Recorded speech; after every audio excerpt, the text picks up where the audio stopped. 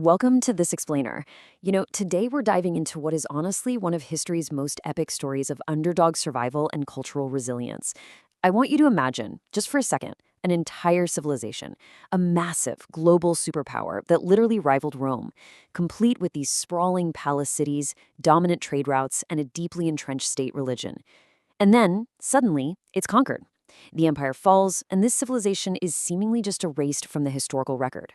For 2 entire centuries, their official voice goes completely dark. Yet somehow, against all conventional logic of conquest and empire building, they don't disappear. So it brings up this really fascinating, almost haunting question, right? How does an entire culture survive erasure? How can a society's very DNA, its language, its traditions, its ancestral memory, and its core identity endure when the ruling power, the official language, and the state religion all change virtually overnight? From the outside looking in, when the entire apparatus of the state vanishes, it seems absolutely impossible for the culture to live on. To figure this out, we're going to look at Abdolhossein Zarrinkoub's seminal work, 2 Centuries of Silence. Opening up this book is literally like unearthing long-lost secrets. Zarrinkoub takes us back in time to show us exactly how the Iranian identity survived against all odds, and he pieces together this sweeping story of incredible human endurance, fierce preservation, and just quiet rebellion. Let's start with Chapter 1, the fall of an empire and the abrupt end of the Sassanid era. Okay, picture this. Right before the 7th century, the Sassanid Empire was absolutely in its golden age. We're talking about a cultural and military titan of the ancient world. Grand architecture, complex Zoroastrian fire temples, and a thriving courtly life that defined a deeply rooted Persian identity. But then, in the 7th century, the Arab conquest sweeps through. The Sassanid state, which had already been weakened by decades of prior wars, just collapses entirely. And what follows, spanning the 8th and 9th centuries, is what historians call the 200 years of silence. 200 years, really think about what that actually means. That's not just a temporary setback. That isn't a brief occupation. That is 8 entire generations of people being born, living out their full lives, and dying under a completely new dominant ruling force without ever seeing their indigenous culture represented on the world stage. Which brings us to our next point, the meaning of silence and what exactly was lost. Now, a really crucial point here is that this wasn't, a literal lack of sound. People didn't just stop talking to each other in the streets. When historians say silence in this context, they're talking about a profound 200-year gap in recorded Persian literature and official courtly documents. This era actually marks the highly complex, invisible transition from Middle Persian to New Persian. But on paper, at the very highest levels of society, the Persian voice basically vanishes. Essentially, history became a book of blank pages. Because the new rulers established Arabic as the absolute go-to language for government, administration, and religion, the official Persian voice went totally quiet. The grand court histories, the state-sponsored poetry, the royal decrees, they all just stopped. And when you don't have official documents from the ruling class, history forces you to look deeper into the shadows, way beyond the grand palaces, to find out what the everyday people were actually doing to survive. So this resulted in a massive, defining cultural split, a really strict divide between the public and private spheres. Out in the public sphere, it was all Arabic language and Islamic governance. That was the language of power, commerce, and just daily survival. To navigate the new world, to trade, to interact with the state, you assimilate it. But the private sphere was a completely different world. Inside the homes, behind closed doors and drawn curtains, the Persian language and ancient cultural traditions remained fiercely, stubbornly alive. And this required an immense amount of courage. The duality of this existence meant constant tension. You had this heavy, overwhelming assimilation in public, contrasted with a quiet and yielding reality in private, where one slip of the tongue could be incredibly dangerous. That leads us right into the keepers of the flame, the underground culture. Zarrinkoub actually captures this beautifully. He wrote, "The silence of the tongue did not mean the death of the spirit.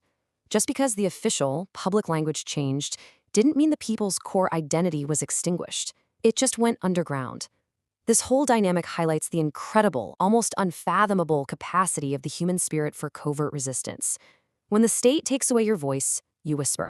So, how did they actually pull this off? Well, the main way was through oral histories. We're talking about grandparents just sitting by the hearth passing down stories to the kids, keeping the ancient myths, the legendary kings, and the nuances of the language alive through nothing but the spoken word. Alongside that, families quietly maintained their ancient customs. The rhythms of the old solar calendar, festivals like Nowruz celebrating the spring equinox, these were kept alive at home. timed their daily domestic rhythm directly to the ancient past. Then you had covert scholarly preservation. Dedicated local scholars and scribes were quietly translating and hiding fragments of Old Middle Persian texts so they wouldn't be lost to time or destroyed. And crucially, we can't forget the rural regions. Far away from the capital cities and the bustling centers of new imperial power, out in the mountainous communities of the Iranian plateau, people were just way harder to govern and assimilate. Those distant provinces naturally acted as impregnable fortresses for the old ways. It's an incredible story of quiet resilience, literally written in the margins of a conquering empire. And it's a powerful reminder for us that while kings, caliphs, and empires make the grand strokes of history, everyday people, ordinary citizens, mothers, fathers, and local storytellers are the true custodians of a culture. They're the ones who held those hidden sparks of preservation in the absolute dark.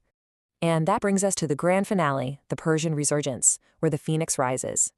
Because those hidden sparks, the ones protected for generations, they eventually caught fire. Those covert private traditions that held strong for 2 full centuries began to serve as an entirely unexpected foundation. Highly educated Persian administrators, the descendants of the old bureaucratic class, gradually began to rise up within the ranks of the new empire's bureaucracy. They leveraged their administrative genius, basically making themselves completely indispensable to the ruling caliphates. And through this immense political leverage, local power slowly began to shift. Regional courts in the eastern provinces started to officially adopt New Persian, which was the evolved, dynamic, Arabic-influenced version of the language that they had been keeping alive in secret for 200 years. And then, the dam broke. A massive poetic and literary renaissance erupted. Giants like Rudaki and eventually Ferdowsi began composing monumental works. Suddenly, that 2-century silence was shattered by a booming, undeniable roar of literature, epic poetry, and art. So the ultimate takeaway here is that the culture re-emerged. But, and this is super important to note, like Zarrinkoub points out, it was forever changed by the conquest. It wasn't just a carbon copy of the Sassanid era. It had absorbed a new Arabic alphabet, integrated new philosophical concepts, and navigated a completely new religious landscape. But, at its absolute core, its Persian identity, its language, and its historical memory were completely unbroken. It is literally the ultimate phoenix arc. The culture was totally transformed, yet beautifully triumphant in its survival. As we wrap up this explainer, I really want to leave you with something to chew on. Seriously, think about this. What core elements of our own modern culture could survive a 200-year silence today? If absolutely everything was taken off the official record tomorrow, what traditions, what stories would you pass down in secret to make sure your identity survived? It's a fascinating thought experiment and a pretty beautiful testament to the unbreakable durability of human culture. Thank you so much for learning with me today.